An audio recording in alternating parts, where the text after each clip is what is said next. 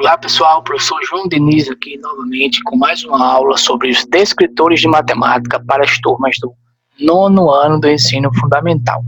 Essa é a nossa aula de número 3, ok? Vamos lá.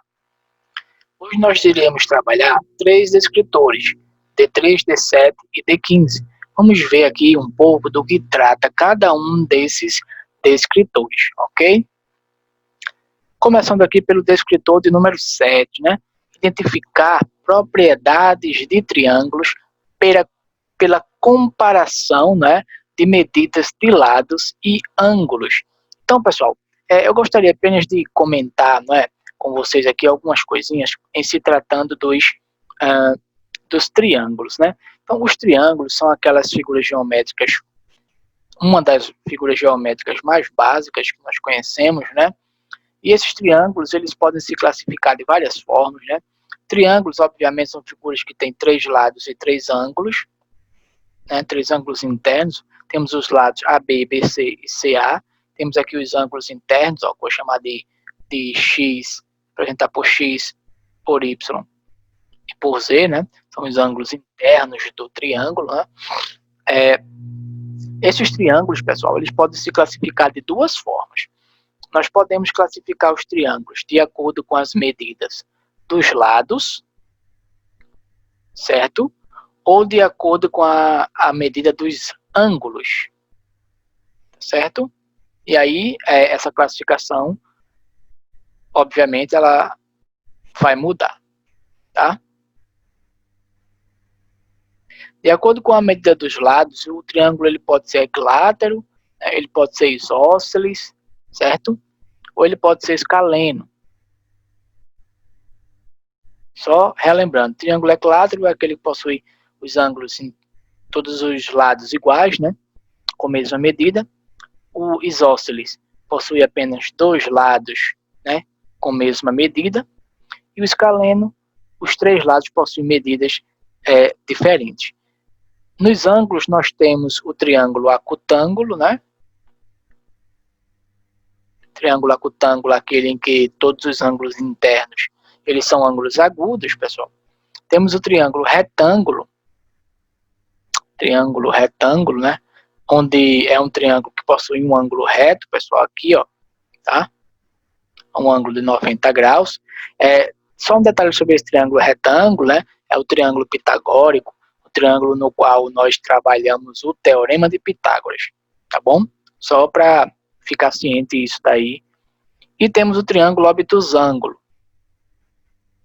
que é aquele triângulo que possui um ângulo obtuso, beleza? Um ângulo maior que 90 graus e menor que 180, portanto.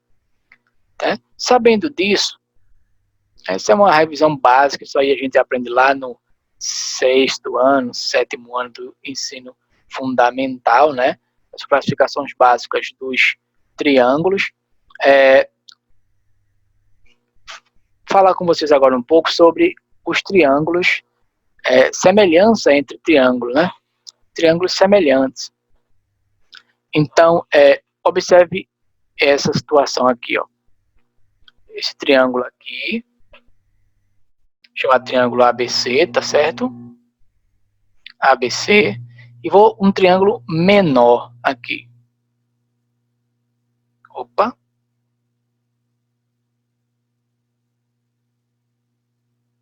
Aqui um triângulozinho menor.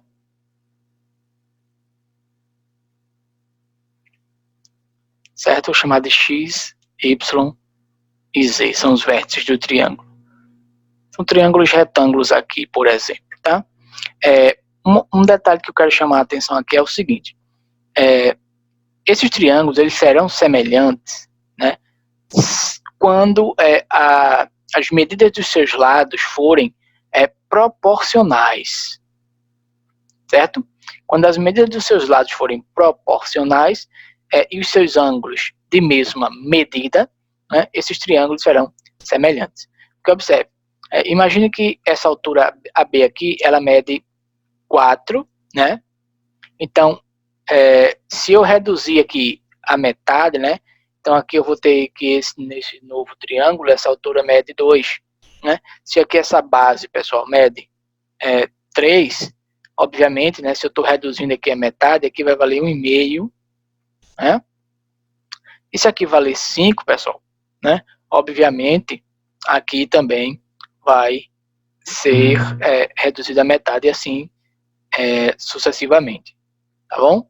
Então, triângulos semelhantes são aqueles triângulos onde os lados, né, desses triângulos eles são não iguais, mas proporcionais, tá bom? Detalhe que os ângulos internos de triângulos semelhantes são iguais, os ângulos, tá? São uma característica que não muda. Vamos trabalhar aqui algum... detalhe. Antes de responder algumas questões, falando agora desses ângulos internos aqui, ó. Falando agora desses ângulos internos aqui, o que é que a gente pode lembrar aqui? Existe uma lei, né, que é o princípio ou lei angular de Thales. Princípio de Thales. É diferente do teorema de Thales, tá?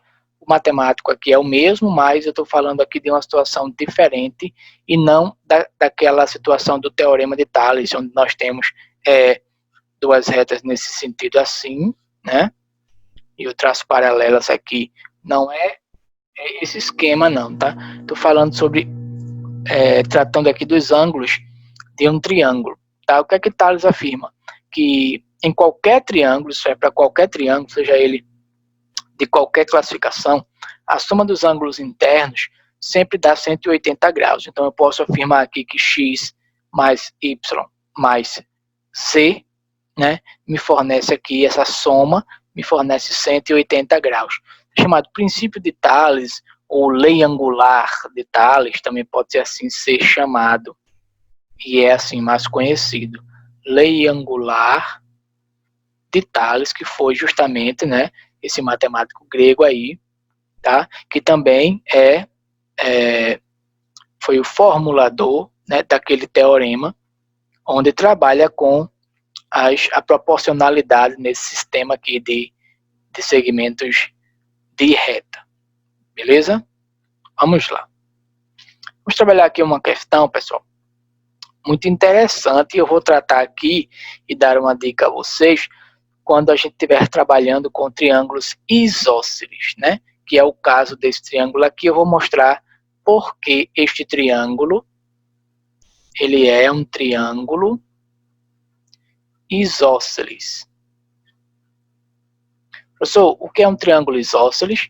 Triângulo isósceles, né, é justamente aquele triângulo que possui dois lados com a mesma medida, tá bom?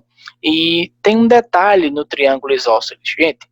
Antes de eu ler a questão, eu vou explicar esse detalhe para vocês. Se eu imagine um triângulo isósceles aqui, tá?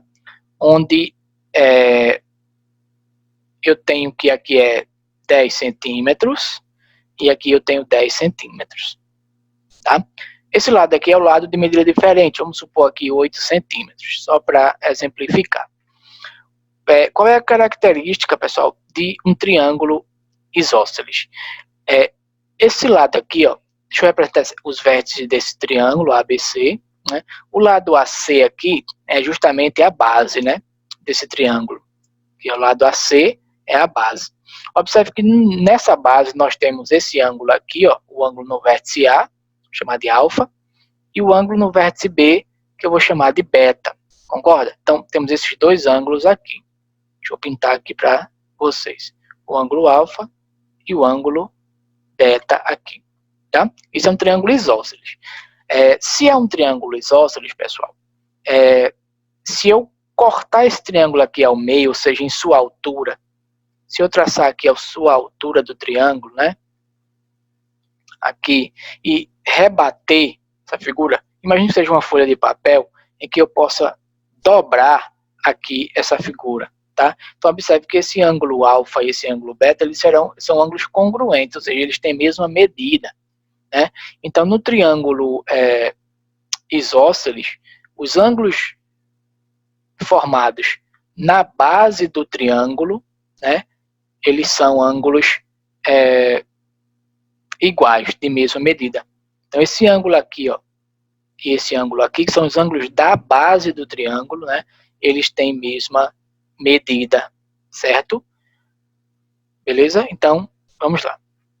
A figura abaixo representa uma peça de madeira em que um dos lados mede 20 centímetros e cada um dos ângulos assinalados mede 50 graus. Então, aqui nós temos um triângulo, né? Esse lado aqui, ó, mede 20 centímetros, esse lado aqui, né? 20 centímetros aqui, ó. E temos dois ângulos na base do triângulo, cada um valendo 50 graus, tá certo? Nessa peça, quanto mede o lado indicado pela letrinha X? Gente, então de posse dessa informação que a gente tem agora, né? A gente pode muito bem determinar o valor de X sem fazer cálculo algum. Basta apenas essa ideia aqui, né? Saber que no triângulo isósceles os ângulos da base são iguais. Então, se esses ângulos aqui, esse ângulo de 50 graus na base é igual a esse outro ângulo de 50 graus também na base, eu posso afirmar com muita tranquilidade que esse triângulo é um triângulo isósceles. Olha, professor, mas como assim? Observe que os ângulos da base são iguais, né? Os ângulos da base são iguais nesse triângulo aqui, tá bom? Então, vamos lá. Como é que eu posso analisar, professor, e determinar o valor desse X aqui? Observe direitinho que essa base, pessoal, ela tem um comprimento, essa base tem um comprimento maior do que 20 centímetros. Visualmente, a gente consegue enxergar isso. Essa base aqui, ela tem um comprimento bem maior, não é, do que 20 centímetros. Obviamente, se esse triângulo é um triângulo isósceles, né, se eu já sei que esse lado de baixo, que é a base, não mede 20 centímetros, mede mais, qual será o outro lado de medida igual, né? Justamente aqui, ó. Então, aqui eu tenho 20 centímetros. Observe, eu tenho 20 centímetros aqui, né? E para esse triângulo, como eu sei que ele é isósceles, esse outro lado aqui também tem que medir 20 centímetros. Tá bom? Também tem que medir 20 centímetros. Beleza, pessoal? Detalhe. Em um triângulo isósceles, a base sempre vai ser o lado diferente. No triângulo isósceles, a base aqui, ó, sempre vai ser o lado com medida diferente. Então, os outros dois é que terão mesma medida. Tá bom? Então, alternativa correta, alternativa letra A. Tá certo? Em uma matemática um pouco, em um assunto mais avançado, nós poderíamos trabalhar essa questão, expandir essa questão, né, e trabalhar um pouco aqui a questão da trigonometria, né? Trigonometria aqui, por exemplo, se a questão pedisse que nós determinássemos a altura aqui, ó, desse triângulo, a gente poderia determinar isso também, né, utilizando razões trigonométricas, né, utilizando, no caso aqui, né, observe que aqui eu tenho um triângulo retângulo aqui, ó, agora, né, esse triângulo retângulo aqui. Então, a partir de razões trigonométricas, eu poderia determinar essa altura H do triângulo utilizando a relação seno, né, a relação seno de 50 graus, seria o cateto oposto, que é H, dividido pela hipotenusa, que é 20. Então, poderia encontrar isso aí, mas isso é um assunto para uma outra aula, tá bom? Vamos aqui de outra questão. Na figura abaixo, há dois triângulos semelhantes. Gente, se a questão já está afirmando para a gente que esses triângulos são triângulos semelhantes. Então, se eles são semelhantes, eu já entendo que os lados desse triângulo, os lados são proporcionais. Proporcionais. Certo? Lados são proporcionais. A partir disso, eu consigo determinar as outras medidas, interpretar as outras medidas. Então, temos esse triângulo ABC aqui, ó, onde a base mede 18, é um triângulo retângulo, por quê? Porque observe que o ângulo aqui em B é um ângulo reto, né? Então, aqui também tem que ser um triângulo retângulo, o ângulo em B é um ângulo reto. A medida do lado AB ou seja, essa medida aqui, ó, a questão quer que a gente determine essa medida AB aqui, tá bom? Essa medida AB que eu vou chamar de X. Então, eu quero determinar essa medida B que eu estou chamando de X. Professor, como é que eu posso fazer isso? Você pode analisar isso aqui da seguinte forma. Observe qual foi a modificação que houve entre de 18 para 6, né? Ou observe a modificação de 6 para 18. Observe que de 6 para chegar em 18, o que acontece é que essa figura aqui, né? Essa medida 18 é o triplo da medida 6. Portanto, quer dizer que a razão aqui de semelhança é uma razão que a gente pode entender que está sendo triplicada. Essa figura aqui, né, é o triplo, a medida da base é o triplo dessa figura aqui. Então, o que é que a gente interpreta? Se aqui é 18, se aqui era 6, ó, né, vezes 3 eu tenho 18, certo? 6 vezes 3 eu tenho 18. Então, 4,5 também multiplicado por 3, que é a razão de semelhança, eu vou encontrar o meu x. Então, 4,5 vezes 3, cálculo tranquilo, 3 vezes 5, 15, vai 1, 3 vezes 4, 12, 1, 13, 13,5 centímetros, alternativa D.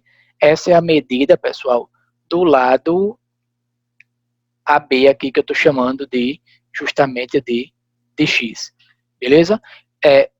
Poderíamos comentar algumas coisas aqui sobre essa famosa razão de semelhança nos triângulos semelhantes. Veja só, eu já sei que esse x aqui ele mede 13,5, né? 13,5. Então, se eu pegar 13,5 sobre 4,5, né? Então eu tenho uma razão aqui, e eu estou comparando aqui as alturas, tá? 13,5 sobre 13,5. Agora eu vou pegar 18 sobre 6. Né? Se eu pegar 18 sobre 6, pessoal, se eu dividir isso daqui, eu encontro 3, né? Se eu pegar essa altura aqui, ó, só um minuto. Deixa eu melhorar esse desenho aqui. Pronto. Se eu pegar agora essa altura aqui, que eu já sei que vale 13,5, e fizer uma razão com a altura do outro triângulo aqui, ó, 4,5, então 13,5 sobre 4,5, eu também, quando eu fizer essa divisão aqui, eu também acho 3, tá bom? Então, observe que esse 3 é justamente a constante de semelhança, né, entre esses dois triângulos aqui, tá ok? Então, se eu quisesse um triângulo semelhante a esse, porém menor, então seria aqui, ó, eu dividiria aqui por 3, então eu acharia que o outro triângulo, né, ele tem 6 dividido por 3 aqui é 2, né, e essa altura aqui seria 4,5 dividido por 3, que no caso seria 1,5, né, aqui essa altura. Observa aqui, ó. Então tem um outro triângulo que é semelhante a esse, né, onde eu, através da razão de semelhança, eu encontro suas medidas, tá bom? Então, se liga aí nessa razão de semelhança, é o que você tem que encontrar, né, para poder resolver esse tipo de questão. Uma outra questão aqui um pouco diferente daquela, né, porque aqui nós iremos utilizar a lei angular de Tales. Deixa eu anotar aqui, ó, lei angular de Tales. Você anotou aí, você sabe que essa lei angular de Tales também pode ser chamada princípio de Tales, né? E diz que a soma dos ângulos internos de qualquer triângulo é igual a 180 graus. Vamos ler a questão. Observe o triângulo EFG abaixo, ele é retângulo em F. Então, tem um triângulo aqui, ó, de vértices E, F e G, tá? E ele é retângulo nesse ponto. Professor, por que ele diz que é retângulo em F? Apenas para que você saiba que essa medida aqui, ela vale exatamente 90 graus. Simples. Quanto mede o ângulo X desse triângulo? Observe, quanto mede este ângulo aqui em cima. Esse é o objetivo da questão. Você vai trabalhar esse triângulo de modo que você encontre, né, aquele valorzinho ali no vértice E, né, a medida desse ângulo aqui, representado por X. Então, observe que todo triângulo, obviamente, você sabe muito bem disso, ele tem 3 ângulos. Então, tenho esse ângulo aqui, que é o ângulo X, ângulo interno, tá? Tenho esse ângulo X, tenho esse ângulo aqui, que é 90 graus, e tenho esse ângulo aqui, olha, tá? Esse ângulo aqui, que eu não conheço, vou chamar de Y. Professor, não é 120 não? Não. 120 é um ângulo externo. 120 é o ângulo externo ao vértice G. Tá? Isso aqui é um ângulo externo. Vou até puxar uma setinha aqui, ó. Tá? Externo. Então, o ângulo externo, ele não entra na soma da lei angular de Thales. O que entra é o ângulo interno. Então, na verdade, como é que eu aplicaria aqui? Eu diria que x é igual, ou melhor, x mais 90 graus mais y é quem vai dar 180 graus, concorda? Né? Esse ângulo aqui, somado com esse que eu não conheço ainda, é que vai me dar 180 graus. Veja, se eu conhecesse o valor desse x aqui, ou melhor, desse y aqui, vamos supor, 30 graus. Se eu conhecesse esse valor, bastaria eu botar aqui, ó, substituir na minha equação, né? E acharia tranquilamente o valor de x. Mas observe que aqui eu tenho uma equação com duas variáveis, né? E uma equação com duas variáveis, ela possui infinitas soluções. A gente já viu isso, né? Vocês já viram isso aí? A equação com duas variáveis. Não é muito interessante. Então, temos que dar um jeito de transformar essa equação aqui em uma variável só. Como? Arrumar um jeito de encontrar, nosso objetivo é encontrar o valor de x, mas antes de encontrar o valor de x, eu tenho que encontrar o valor de y, para substituir na minha equação, transformar ela numa variável só, e assim conseguir calcular o valor desejado, o valor de x. Certo? Professor, como é que eu vou calcular, então, esse pedacinho aqui, esse y aqui? Aí a gente vai utilizar uma relação chamada relação de suplemento, ou relação de ângulos suplementares. Tá? Observe uma coisa, essa medida aqui, ó, esse ângulo externo, 120, somada, se eu somar ela, se eu juntar, né, com essa medida desejada y, observe que esse ângulo formado entre y e 120, isso aqui, ó, é um ângulo raso, é um ângulo de 180 graus. Opa, então quer dizer que 120 graus, se eu somar com a medida de y, vai me dar um ângulo raso, vai me dar um ângulo de 180. Isso significa dizer que y, se eu organizar essa equação, né, jogar o 120 para o outro lado ali, ó, né, dá-me dizer que y vale 60 graus. Opa, professor, então se eu já achei o y vale 60, para achar o x é muito fácil, né? Para achar o x ali é muito tranquilo, tá certo? Então, vamos lá. Então, x eu não conheço, mais 90 graus, tá? Mais o y que eu descobri através da relação de suplementar aqui na base, né? Então, mais 60 graus, tudo isso vai ser igual a 180 graus, tá? Somando aqui, ó, vou ter x mais 150 graus, 90 mais 60, né? Isso vai ser igual a 180 graus. Aí agora o que é que eu vou fazer? A mesma coisa que eu fiz aqui, o 120 eu jogo para o outro lado, está somando, vai subtraindo, o 150 está somando, ó, vai subtraindo lá, pertinho do 180. Então, x igual 180 graus menos 150 graus. Né? Conta mental, uma conta bem tranquila, né? Se de 180 eu tiro 130, vai restar somente 30. Ou melhor, se de 180 eu tiro 150, vai restar somente 30 graus. Eu cheguei no meu objetivo da minha questão. Tá bom? Então, o x, ele vale 60 graus, ou melhor, o x vale 30 graus, que é justamente a resposta dessa questão, né? Que ela quer o valor de x. O x vale 30 graus, ok?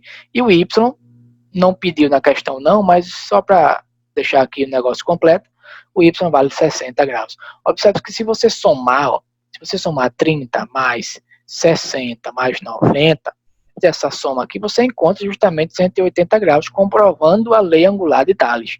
A soma dos ângulos internos de qualquer triângulo sempre vai dar 180 graus, beleza? Então, é isso aí. Vamos para mais uma questão aqui, para finalizar esse D3. Observe o triângulo abaixo. Então, temos um triângulo aqui, ó, tá? E, mais uma vez, observe que nesse triângulo está sendo apresentado o ângulo externo ali, 110 graus, né? Na base aqui, ó. Está sendo apresentado esse ângulo, então, certamente a gente vai usar. O valor de x é, objetivo da questão, determinar o valor de x. Quanto vale esse x aí, né, neste triângulo? Tá bom, pessoal? Então, Primeira coisa, você sabe que aqui você tem um ângulo. Aqui você tem um ângulo interno cujo valor você pode descobrir pela relação de suplemento, né? Então você faz 110. Você observa que 110 somado com esse ângulo, vamos chamar esse ângulo aqui de ângulo, por enquanto, ângulo Y, né? Você sabe que 110 graus mais Y dá 180 graus aqui. Né? Resolvendo essa equação tranquilamente, observe que o 110 vai subtrair do outro lado, né? Então 180 menos 110 vai sobrar o quê? 70 graus. Na verdade, então Y ele vale 70 graus, certo? 110 subtrai lá do outro lado. Então já posso substituir, trocar esse Y, agora eu já conheço o seu valor, foi bem tranquilo de achar, né, o valor desse ângulo Y, utilizando a relação de suplemento, a relação de ângulos suplementares. Então esse 110 agora eu já esqueço, porque ele não vai servir mais para resolver aqui o meu problema, tá? Então, professor, e agora? Bem, você tem um ângulo representado por x mais 10, o outro representado por x e um representado por 70. Professor, e agora o que é que eu vou fazer? Bem, você pode aplicar a lei angular de Thales, né? Então dizer que x mais 10 graus mais o outro ângulo de 70 graus é igual a 180 graus. Ou seja, esse ângulo somado com esse ângulo, somado com este ângulo aqui, é o que tem aqui, dá igual a 180, pois a soma dos ângulos internos de qualquer triângulo tem que dar 180 graus. Resolvendo essa expressão, primeiro vamos eliminar esses parênteses. Como o sinal que vem antes desse parênteses é um sinal de mais, pessoal, né? Então, esse mais aqui, ó, ele não vai alterar nada, né? Ele não vai alterar nada dentro desse parênteses, tá certo? Então, você pode repetir tranquilamente. X mais 10 graus mais 70 graus, tudo isso é igual a 180 graus, tá? É importante você lembrar que esse x, esse mais aqui, ele não altera, porque se fosse o caso aqui, ó, se eu tivesse x mais 10 graus, só que fora tivesse um sinal negativo, né? Esse sinal negativo iria trocar o sinal de todo mundo aqui dentro. Então, esse x que está positivo, ele ficaria menos x, e esse 10 que também está positivo ficaria menos 10, tá? É bom sempre lembrar da importância de um sinal de mais ou de menos antes do parênteses. Como é mais, não interfere. Vamos reduzir essa expressão. Ó. Professor, essa equação tem duas variáveis também, como aquela anterior? Não. Essa equação tem a mesma variável, que é a variável x. Né? Duas variáveis nós dizemos quando são variáveis diferentes, né? X e y, a e b, tá? Mas aqui é a mesma variável. 1x mais 1x, que vai dar 2x, né? Mais 80 graus, né? Já que eu somo aqui, igual a 180 graus. Eu pego esse 80 e vou subtrair ele lá do outro lado. Então, o 180 menos 80, né? Sobrou aqui, ó. Esse vai lá para o outro lado. Então, eu tenho 2x aqui. 180 menos 80, certo? Ele vai subtraindo. Então, 2x vai ser igual a 100, certo? 100 graus. Se eu pegar aqui, ó, isola x e o 2 divide, né, pessoal? O 2 que está multiplicando, ele vai dividir. Então, 100 dividido para 2, né? Então, x igual a 50 graus. Essa é a medida de x. X é um ângulo. Esse ângulo aqui, ó, esse ângulo aqui, portanto, ele vale 50 graus. Esse vai valer 60, porque é 50 mais 10, tá? Mas a resposta à questão é alternativa D. Beleza? Então, vamos para mais uma questão aqui. Ou melhor, trabalhar um próximo descritor, que é o descritor D7, né? Reconhecer que ele trata da seguinte situação. Figuras homotéticas, né? Figuras formadas por transformações homotéticas. O nome é estranho, mas a ideia aqui é muito tranquila, tá bom? A ideia é muito tranquila. O que é que você tem que entender em uma transformação homotética? Os ângulos das figuras não são alterados, permanecem os mesmos, né? Os ângulos das figuras não são alterados e Outra coisa que você tem que entender é que os lados, né, das figuras que são alteradas por transformação homotética, os lados eles formam proporções. Então, os lados são proporcionais. Os lados são proporcionais, né? E se eles são proporcionais, pessoal, obviamente, né, nós poderemos aqui encontrar uma constante de proporção, né, uma constante de K, uma constante de proporção. Nesse caso, como uma transformação homotética, você pode também chamar essa constante de homotetia. Constante de homotetia. Nome estranho, né? Mas a ideia aqui é bem tranquila, tá? Então, vamos lá. Antes disso, como assim uma constante? Observe a seguinte caso. 16 sobre 8 é a mesma coisa que 8 sobre 4, que é a mesma coisa que 4 sobre 2, né? Que é a mesma coisa se você dividir qualquer uma dessas frações, ó, 16 dividido para 8 dá 2. 8 dividido para 4 dá 2. 4 dividido para 2 dá 2. Você pode ter outras frações aqui, como a fração 32 sobre 16. Se você dividir isso daqui, também dá 2, né? E assim por diante. Então, a constante aqui nesse caso, né? Esses números aqui, eles formam razões, né? 32 sobre 16, 16 sobre 8, 8 sobre 4, 4 sobre 2. Então, aqui estão todas essas situações, elas são razões, né? E a constante de proporcionalidade aqui entre essas razões é justamente 2. Né? Então, essa ideia de constante é muito interessante de você, é muito fácil de você entender, né? Por exemplo, se eu pegar essa fração aqui, deixa eu mudar a tinta da caneta para ficar mais visual. Se eu pegar essa constante e multiplicar ela por essa razão, né? Então, veja, 2 vezes 4 vai me dar 8, e 2 vezes 2 vai me dar 4. Então, achei uma outra razão proporcional a esta inicial aqui, 4 sobre 2. Né? Agora, se eu pegar essa razão 8 sobre 4 e dividir ela pela constante, ou seja, se eu dividir aqui ela por 2, ó, vai me dar o quê? 4. Se eu dividir aqui por 2, vai me dar o quê? 2. Tá certo? Então, essa é a ideia da constante de proporcionalidade. Vamos lá. Então, os retângulos 1 e 2 na imagem abaixo são semelhantes e o fator de ampliação é 3. Gente, esse fator de ampliação aqui que a questão fala, esse fator de ampliação aqui é justamente a constante de homotetia, né? É a constante de proporcionalidade entre os lados, tá? Dessa figura. Qual é o valor do comprimento x no retângulo 2? Veja, você conhece, então eu quero achar esse valor aqui, né? No retângulo 2. Você conhece o valor do comprimento do retângulo 1, que é 7, não é verdade? E você conhece a altura do retângulo 1, que é 4. Tá? Então, vamos comparar. Da figura 1 para a figura 2, o que foi que aconteceu? Lembrando que o fator de ampliação é 3. Quem é a figura maior? É a figura 2. Então, da figura 1 para a figura 2, né, todos os lados, pessoal, da figura 1 foram multiplicados, daqui para aqui, ó, houve uma multiplicação pelo fator de ampliação, né, pela constante de proporcionalidade, tá certo? Então, os lados da figura 1 foram multiplicados por 3 e formaram a figura 2, tá ok? Então, obviamente, observe se isso não é verdade.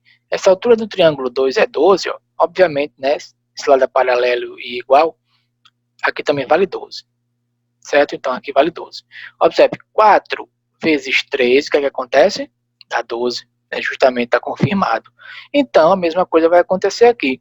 7 vezes 3, pessoal, vai dar o quê? Vai dar 21. Portanto, esse x aqui, ó, vai valer 21. Esse x aqui vale 21, alternativa C. Você consegue encontrar essa constante fazendo o seguinte.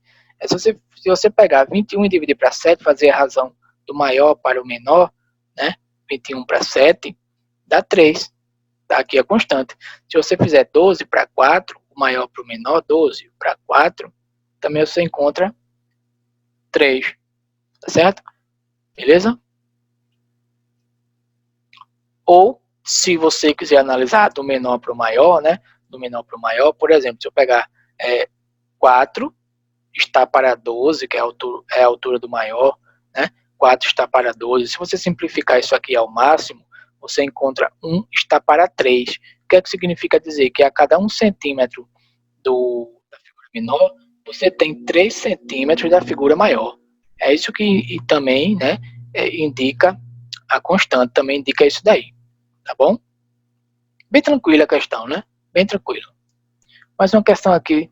Observe os triângulos 1 e 2 representados abaixo. Então aqui eu tenho um triângulo 1 e aqui eu tenho um triângulo 2. O triângulo 1 tem 6 metros quadrados de área. Quanto mede a área do triângulo 2? Então aqui já introduziu-se a ideia de área de triângulos, né? Só um detalhe. Quando falarmos em área de triângulo, sempre é bom ter em mente a fórmula, né? Base multiplicada pela altura dividida por 2. Fórmula bem básica de área de triângulo, tá bom? Observe uma coisa, essa figura 1 aqui, essa altura mede o quê? 3 centímetros, né? 3 centímetros essa figura aqui. Olha essa figura 2 aqui, é uma figura maior, é como se fosse uma figura ampliada, né? Onde essa altura aqui, ó, ela já mede 6 centímetros, então já entendo que dobrou, né? A altura foi multiplicada por 2. Gente, lembra que em uma figura homotética, em uma transformação homotética, deixa eu voltar aqui para você ver.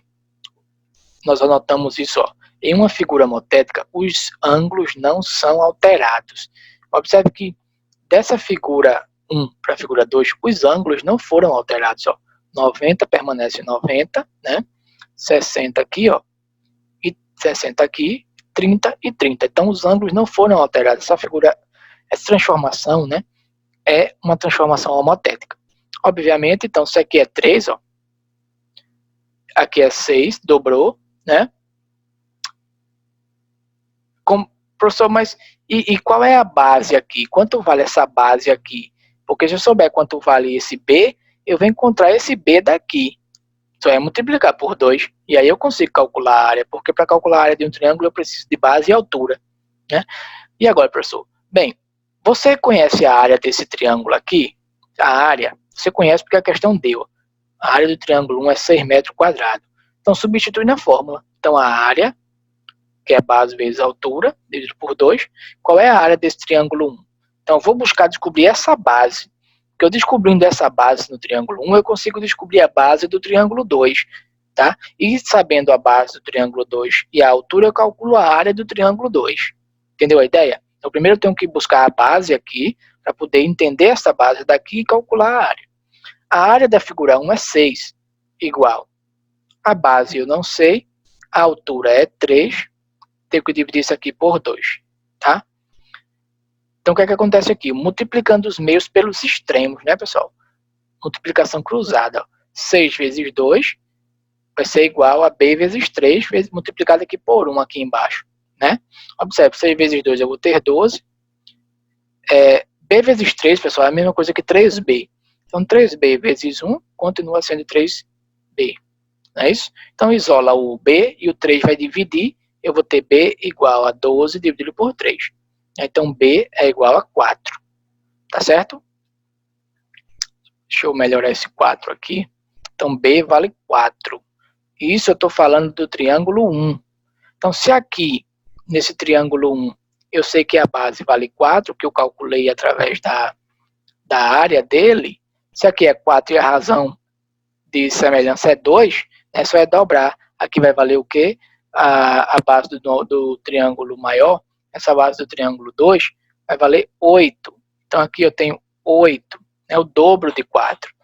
Professor, mas e quanto mede essa área aqui? A questão quer saber essa área aqui, ó.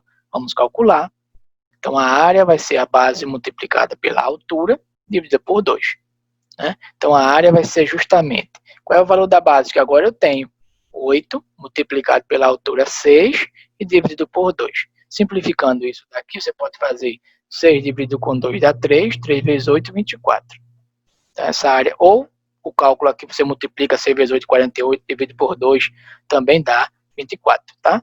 24 centímetros, 24 na unidade metro quadrado. A alternativa D, essa é a área, seria a área da figura 2, tá bom? Então, eu identifiquei que os triângulos são semelhantes, né? O que aconteceu daqui para aqui, na verdade, foi uma transformação homotética. Então, através disso, e do cálculo da área, né, dessa figura 1, ó, eu consigo descobrir essa base aqui. Observe que inicialmente eu não tinha essa base. Eu descobri através da área dele, né, e da altura. Eu encontrei a base, apliquei a razão de semelhança, encontrei a base do novo triângulo e calculei sua área.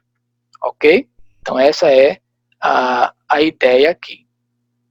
Vamos para uma próxima questão. Ao incidir um facho de luz sobre um anteparo na forma do retângulo ABCD, foi projetada em uma parede uma silhueta na mesma forma, porém ampliada. Então, incidiu-se luz aqui, ó, nesse retângulo, né? E a sombra foi projetada na parede de forma ampliada, tá certo?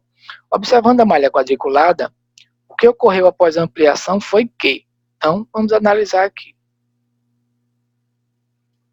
Vamos lá. Se olhar aqui direitinho, essa figura original, né? Ela tem 2, 3 quadradinhos de base.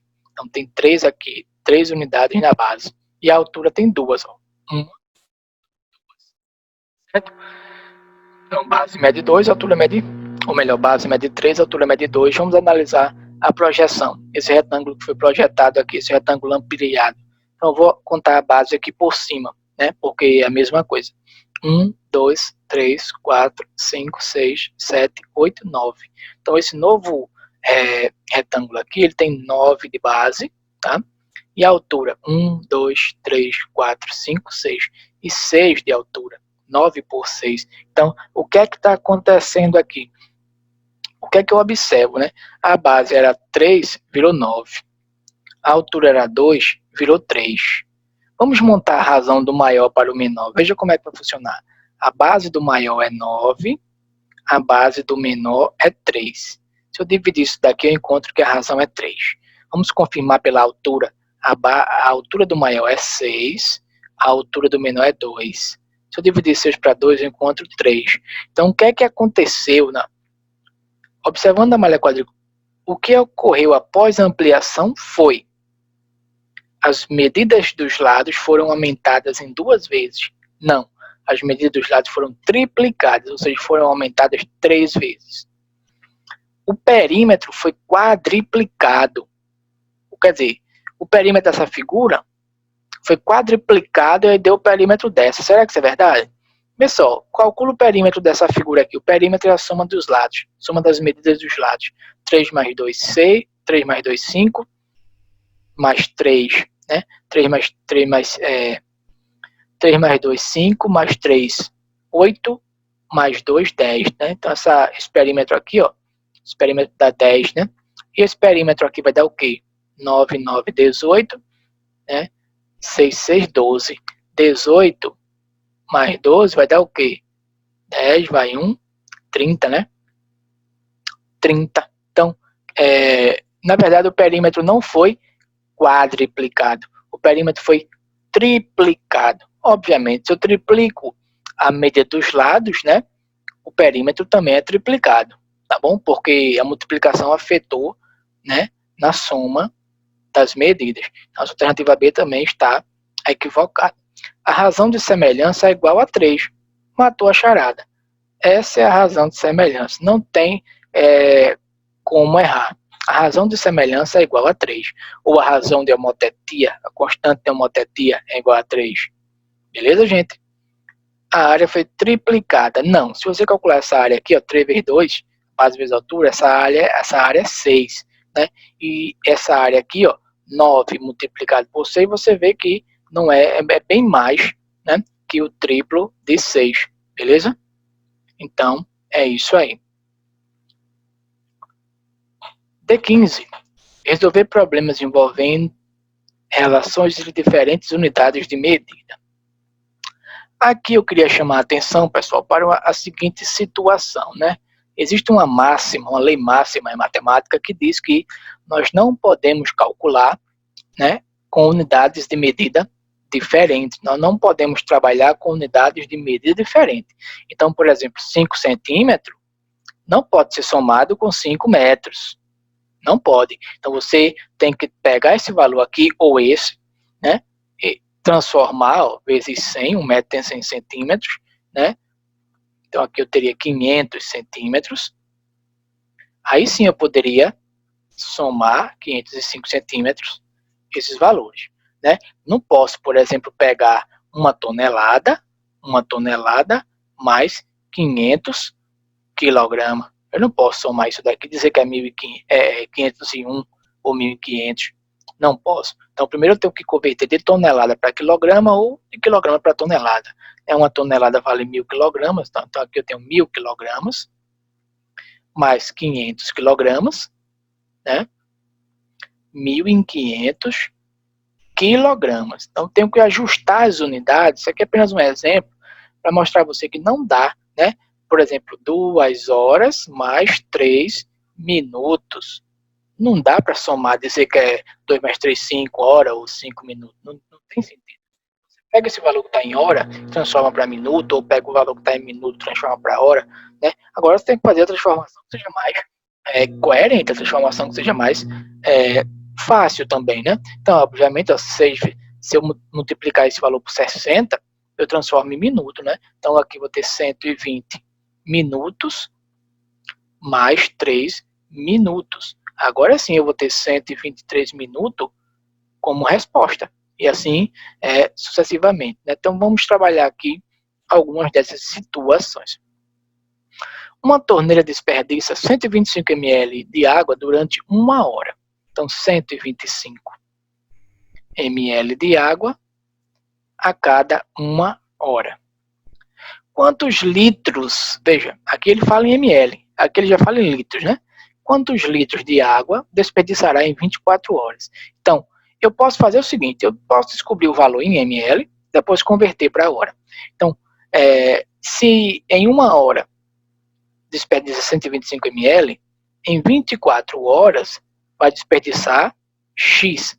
Cálculozinho de regrinha de 3 que a gente sempre trabalha, né? 3 vezes 1, 3, multiplicação cruzada, e 125 vezes 24. Vamos calcular aqui, 125 multiplicado por 24. 4 vezes 5, 20, eu tenho 2. 4 vezes 2, 8, mais 2, 10, tenho 1. 4 vezes 1, 4, mais 1, 5. Agora, 2 vezes 5, eu vou ter 10, sobe 1 aqui. 2 vezes 2, 4, mais 1, 5. 2 vezes 1, 2. 2 vezes 1, 2. Então, só é somar aqui agora, 0, 0. 5 mais 5, 10. Vai 1 aqui. 2 mais 1 que subiu, 3. Então, temos 3.000 aqui, né? 3.000 ml. Então,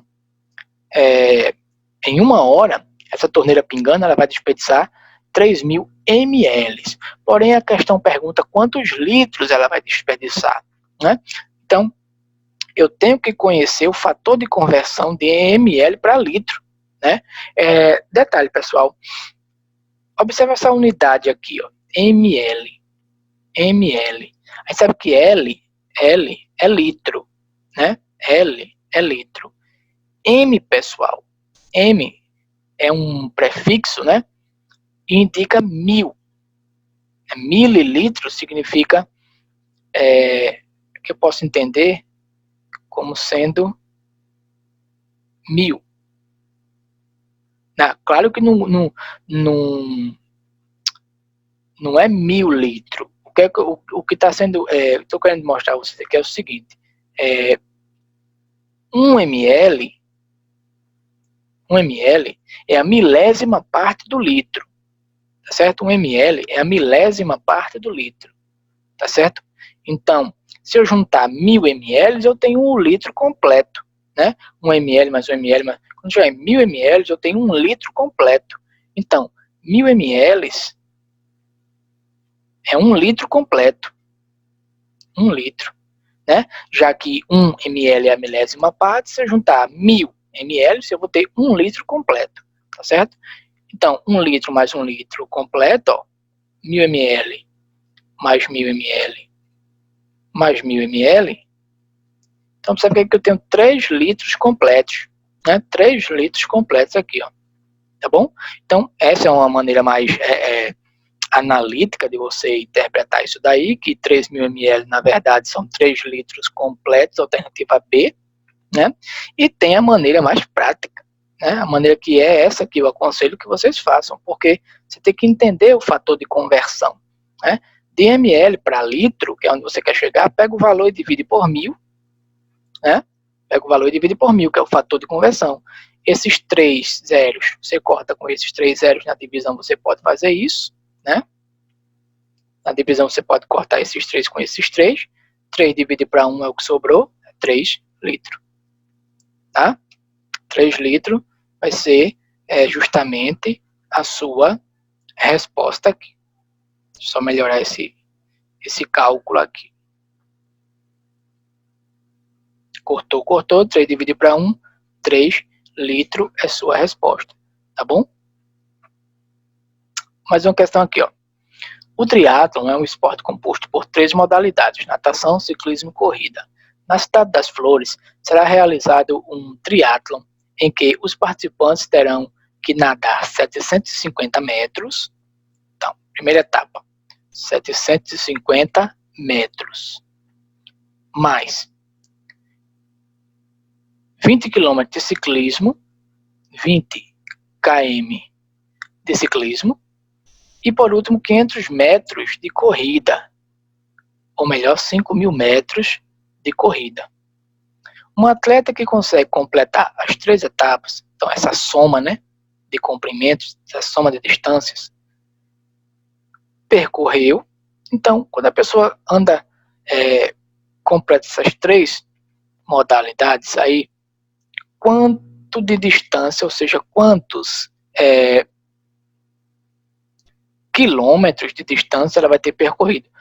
Porque observe o seguinte, todas as unidades da sua resposta estão em quilômetro, portanto, você tem que calcular tudo isso aí e dar a resposta em quilômetro, tá bom? Você tem metro, quilômetro e metro, beleza? Então, o que é mais interessante aqui? Veja só, você pode fazer o seguinte, transforma tudo para metro, depois no final transforma para quilômetro. Então, por quê? Porque 20 quilômetros na verdade é 20.000 metros, porque o fator de conversão também é 1000, né?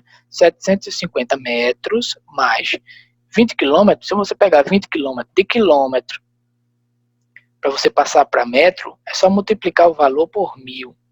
Esse é o fator de conversão. Então, tem 20 quilômetros vezes 1000, 20.000 metros mais 5.000 metros.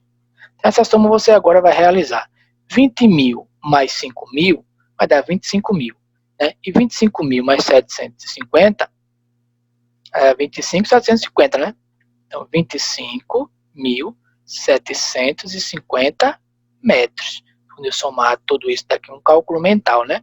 20.000 mais 5.000 vai dar 25.000. 25.000 mais 750 vai dar 25.750 metros. Né? Então, esse valor aqui agora, ó, é que eu vou dividir ele por 1000 agora, porque é o seguinte, se de quilômetro para metro eu multiplico por 1000, de metro para quilômetro eu faço a divisão por 1000. Eu faço o inverso. Então, esse valor aqui ele está em metro. Eu quero chegar em quilômetro, eu vou dividir, não multiplicar. Tá? É o inverso do que a gente fez aqui no 20 quilômetros. Eu tinha quilômetro e quis chegar em metro. Então, é vezes 1000. Agora eu tenho metro e quero chegar em quilômetro, é dividido, tá? Dividido por 1000. Bem? Então, tá até para simplificar isso daqui, esse zero morre com isso, né? E agora eu tenho que dividir por 100. Então a vírgula volta 2 vezes, ó. 1, 2, 25,75. Essa vai ser sua resposta. Não precisa sequer fazer conta de divisão aqui, porque você vai utilizar a ideia da simplificação, né? Você cortou esse zero com esse, beleza, então já esquece. Então, a vírgula, ela sempre está no último dígito quando ela não aparece. Se eu divido por 100, eu entendo que a vírgula se desloca para a esquerda 2 vezes. Então, volta uma vez, volta 2, ela para aqui. então vira 25,75 quilômetros. Beleza, pessoal? Então, essa foi mais uma aula, tá certo? E espero que vocês tenham gostado. Nos encontramos na próxima aula. Ok? Forte abraço para vocês.